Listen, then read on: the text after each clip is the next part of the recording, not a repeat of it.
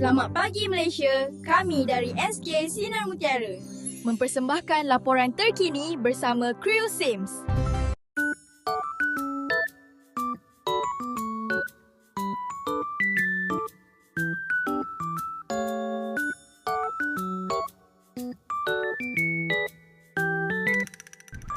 Afif, mengapakah kamu membuang sampah merata-rata?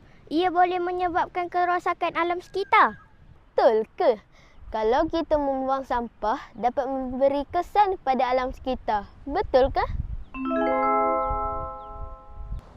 Assalamualaikum dan hai kawan-kawan.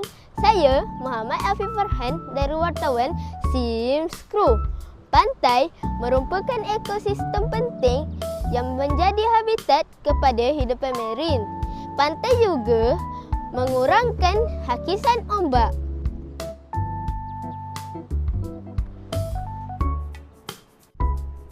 Pantai merupakan anugerah alam yang sangat berharga dan perlu dijaga kebersihannya demi kesejahteraan bersama.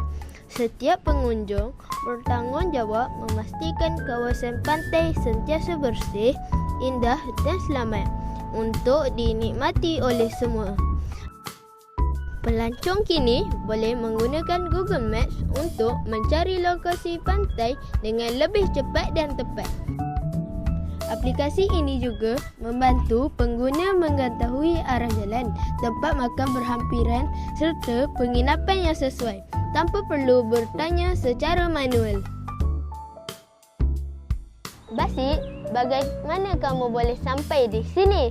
Oh, mudah saja. Saya hanya menggunakan aplikasi Google Maps dan terus saya sampai ke sini.